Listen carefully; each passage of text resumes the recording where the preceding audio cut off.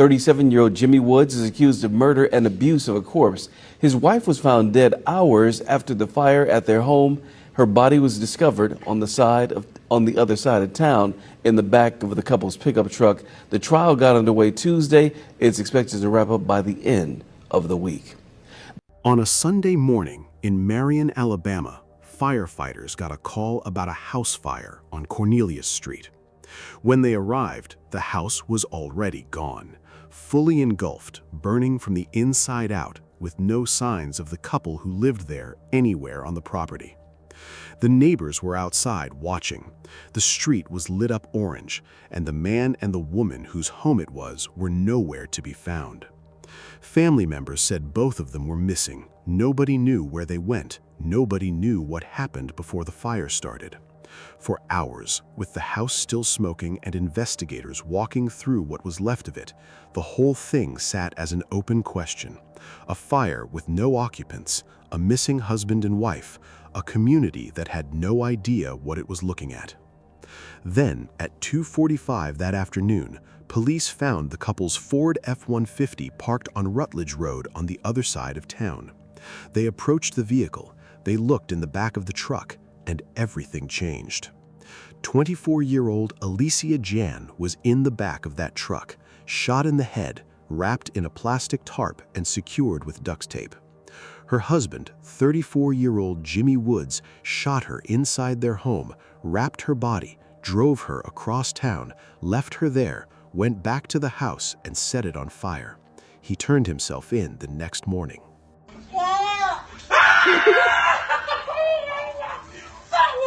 The same man who did all of that had posted on Facebook less than 2 years earlier that he was the happiest man on earth, that God gave him his wife, his home, and everything he ever prayed for. He wrote about it publicly in his own words for everyone he knew to read. And the gap between the man in those posts and the man who put his wife in the back of that truck on Rutledge Road is what this story is about. Who was Alicia Jan, and what was she building in Marion before the night her husband took it from her? What was the real story behind the closed doors of the house on Cornelius Street, while Jimmy posted publicly about being the happiest man on earth? And what does it mean that Alicia filed police reports, that her name was already in the system, and that none of it was enough to keep her alive? Marion is a small town in Perry County, Alabama, the kind of place where everybody knows everybody, where news travels fast, and grief lands on a whole community at once, not just on the family it started with. Alicia Jan grew up there and built her life there, and the people who knew her described her the same way, consistently and without hesitation. She was kind, she was warm, she had an infectious smile, the kind that people reach for first when they try to describe someone they loved, before they mention anything else. Alicia Jan was the sort of person whose presence in a room made that room feel different, and the community of Marion felt her absence in that same specific way when she was gone. She was 24 years old, a mother of 2, with a 5-year-old daughter and a 1-year-old son. She organized her life around those children and around the home she and Jimmy were building together on Cornelius Street, the first home they owned. She had aspirations. She had a future in front of her. She was 24 years old, and she was only just getting started. And the people who knew her saw all of that clearly. Baby, now I got the flow, 'cause I know it from the start. Baby, when you Jimmy Woods was 34 years old and worked as a welder. He and Alicia had been together for years before they married, and when the wedding came, it was a full event. Friends and family filled the room. The photographs showed 2 people who looked genuinely happy to be standing next to each other, and the community that attended that wedding had no reason to think it was anything other than exactly what it looked like. Jimmy made sure everyone around him understood how he felt about the life they were building together. He posted about the wedding, he posted about buying their first home together, he posted about their first anniversary. One post read, "Wow, man, don't seem like it's been a year already that my wife and I have been one. I knew from way back when we first started rockin' that we was gone forever rock. Life has its ups and downs, it's life, but I'm just glad I have someone that's cut from and just like me to figure it out. I love you, sugar. Happy anniversary to us. Another post said he was the happiest man on earth. He wrote, Facebook family and friends, I'm the happiest man on earth right now. Do you hear me? Thank you, my father. Anyone reading those posts had no reason to think anything was wrong. They saw a man who loved his wife publicly, who counted his blessings out loud, who wanted the world to see him as present and grateful and happy. That was the version of Jimmy Woods that most people knew, and it was exactly why what was happening inside that house was invisible to everyone on the outside. Because behind the door of that house on Cornelia Street, the marriage Jimmy posted about and the marriage Alicia lived inside were two completely different things. And the distance between those two versions of the same relationship is where this story actually lives. That is also where you will need to return to catch a village train back out to your vehicle. As village trains will be the only trains to take you out to your village bar or hook. The relationship between Alicia and Jimmy had a history of violence. Not rumors, not speculation, documented, reported, on-file history of violence. Alicia filed police reports against Jimmy. She sought protection from what he was doing to her inside that home. She put her name on documents and told the system exactly what was happening behind closed doors, and she did it more than once. She did not stay quiet. She did not absorb it and said nothing. She used every tool the system made available to her, and still she went back. Before anyone forms an opinion about that, consider what leaving an abusive relationship actually involves. It is never as simple as walking out the door, and it is especially complicated when you have children, and even more so when the town you live in is small enough that your entire life, your support system, your family, and your community are rooted in the same place where the problem lives. Alicia went back and forth between the house on Cornelia Street and relatives' homes throughout the relationship. She was not confused. She was a 24-year-old mother of two, weighing her options every time she made a move, trying to survive a situation that offered no clean way out on either side. District Attorney Michael Jackson confirmed all of this publicly after the arrest. Alicia filed police reports for previous violence, he said, and she went back and forth between the marital home and relatives' homes because of the ongoing problems in the marriage. A prosecutor standing in front of a camera and confirming publicly what Alicia had already put on the record while she was still alive. The documentation existed. The reports existed. Her name was in that system long before that Sunday morning. Drivers, take one final turn, and we do ask that you please remain seated until the train can hold and complete stop. At that time, you'll exit out to the driver's left-hand side and to the driver's left-hand side only. If you are traveling with strollers and wheelchairs, we'd ask that you set those up across the yellow safety line away from the tram. On behalf of your driver and myself, we hope you have a great time with us here at the Magic Kingdom. Alicia did what the system asks victims to do. She reported, she documented, she reached out for protection. She did all of it more than once, and she did it in a small town where everyone knew her name and knew her husband's name. And she still ended up shot in the head in her own home and left in the back of a truck on the other side of town.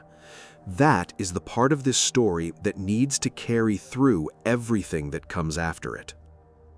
The exact events of the final night were never fully laid out in public. What was said, what started it, what the last hours inside that house on Cornelia Street looked like before the fire, none of that has been detailed publicly. But what investigators found when they worked backward from the truck on Rutledge Road told them everything they needed to know about how deliberate all of it was. Sometime before 1:30 in the morning on that Sunday, Jimmy shot Alacia inside their home on Cornelius Street. According to court records, he then wrapped her body in a plastic tarp and secured it with duct tape.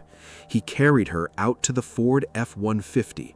He drove across town to Rutledge Road and left the truck there with her body in the back. Then he drove back to Cornelius Street and set the house on fire. Every step in that sequence was a decision. The tarp was a decision. The duct tape was a decision. Choosing Rutledge Road on the other side of town as the place to leave the truck, that was a decision. Driving back to Cornelius Street after leaving it there, that was a decision. Starting the fire was a decision. None of it was panic. None of it was a moment that spiraled beyond his control. Jimmy moved through those steps one at a time, in the dark, in the home where he and Alacia raised 2 children together. And by the time firefighters arrived at 1:30 in the morning and found the house burning with nobody inside, every step was already complete. Alrighty, folks, there's the stop. Lower your head, watch your step, exit out to the driver's left.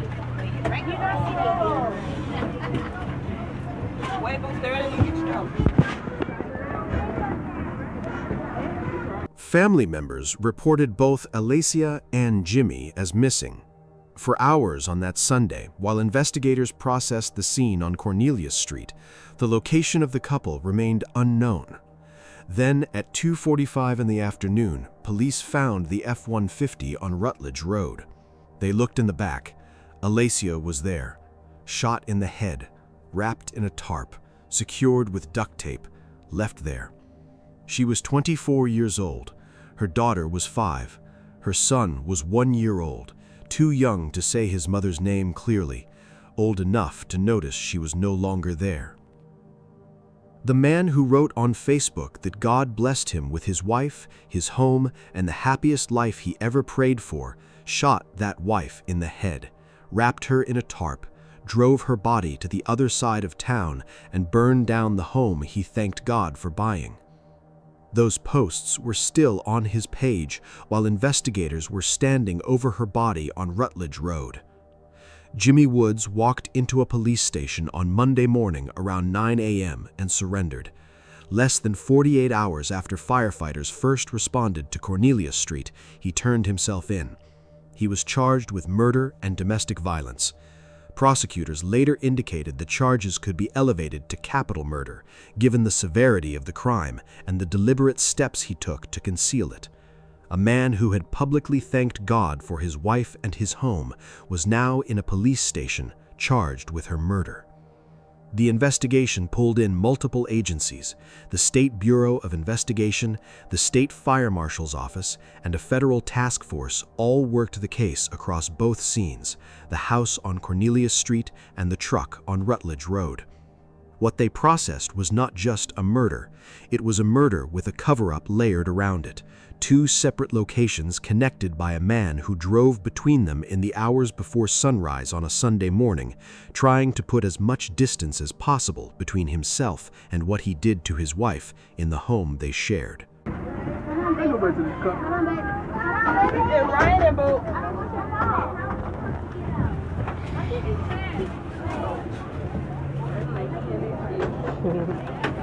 Damn, it's finna rain.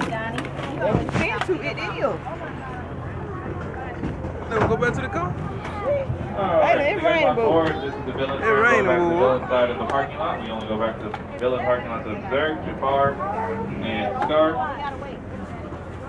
At a court appearance before Perry County District Judge Robert Bryant, District Attorney Michael Jackson pressed for a $1 million bond.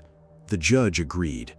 Jimmy Woods was held on a $1 million bond pending further proceedings. His children had no mother. His wife was gone, and he sat in a building while the case around what he did to her on Cornelius Street was built around him piece by piece. $1 million to keep him in a building, And somewhere in that courtroom, the distance between the man in those Facebook posts and the man standing before that judge was visible to everyone in Marion who had followed the story from the fire on Cornelius Street to the truck on Rutledge Road to the surrender on Monday morning. What people tend to fixate on in cases like this one is the back and forth. Alicia is leaving, going back, leaving again. And the question that always follows is, why did she go back? Leaving an abusive relationship is the most dangerous thing a victim can do. That is not an opinion. That is what domestic violence researchers have documented consistently for decades.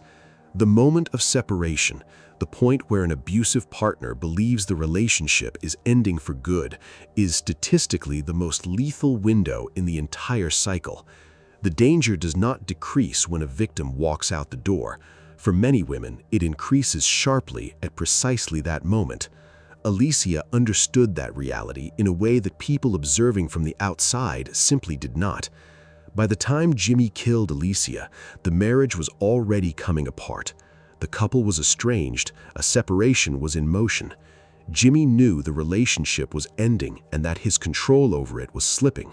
And for a man with a documented history of violence toward the woman he was losing, that knowledge that the end was coming, that she was moving away from him for good, was the most dangerous thing in that house. Every prior act of violence was not separate from what happened on Cornelius Street. It was the pattern that made what happened on Cornelius Street possible. And Alicia, filing those reports and moving between the house and her relatives and trying to figure out how to survive the ending of something that was never safe to begin with, was navigating exactly that danger every single day. The rain for the spoil out fun, No yo. heroes, no Aladdin, no Simba. Shit, they got back on there. Come on, look at back on there. It rained. No Mulan. No Rose 100, no Rose 200. Marion felt this was the way small towns feel every loss, all at once and all together. The people who attended that wedding, who read those Facebook posts, who knew Alicia's smile and the sound of her voice, had no framework for what happened to her, because the version of Jimmy they knew was the version he chose to present. The grief that settled over that community was not abstract. It was the grief of people who had been in the same room with both of them, who had watched them build what looked like a life, who had no reason to look past the surface of what Jimmy was showing them until investigators found a truck on Rutledge Road and told them what was in the back of it. The grief was for Alicia. It was also for the version of her life that should still be happening, for the daughter who needed her mother, for the son who was too young to hold the memory of her face, for the 24 years that should have stretched into 40, 50, 60 more. May Alicia Jan rest in perfect peace. She was 24 years old, a mother, a daughter, a woman from a small Alabama town where people knew her face and remembered her smile and felt her absence in the specific way a tight-knit community feels the loss of one of its own. She grew up in Marion. She built her life there. She had her children there, and she bought her first home there, and she filed her police reports there, trying to use every tool available to her to stay safe inside the same town where she was born. She did everything the system asked of her, and she lost her life in the home she shared with her children at the hands of the man who stood next to her at their wedding and thanked God publicly for the privilege of having her. She deserved to watch her daughter grow up. She deserved to see her son become whoever he was going to become. She deserved the full life that was in front of her at 24, and it was taken from her deliberately, in the dark, by someone who chose to take it. If you parked on the hero side of the parking lot, in a row starting with a 1 or a 2, you Rain will about need to to spoil board the the floor. tram that's parked behind us. It's raining.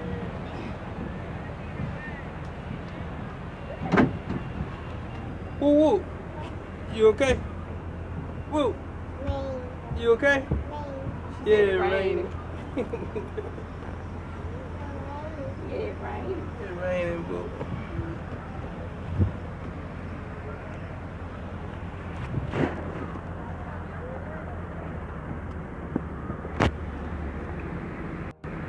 I wanted to go on the inside and see what it's like, man. Hey. It's supposed to rain tomorrow too? It's supposed to rain early tomorrow. Is it gonna stop though? My phone won't go past a certain time because of the time of the day it is. I had to go and check tonight. Hey, appreciate that Ziggy, baby. Trying to have a little fun at Disney World, man. In a little Magic Kingdom, whatever, man. It's finna rain, man. Alright, once again, this is for villains only, villain parking lots. Zerg, Jafar, Hook, Scar. Rows 300 to 499. We do not go to the heroes. No Aladdin, no Simba, no Peter Pan, no Rapunzel, and no Mulan. To her daughter and her son, your mother was someone people remembered the right way, not for what happened to her, but for who she was before it. The people who knew her reached for her smile before anything else when they tried to describe her, and that is not a small thing.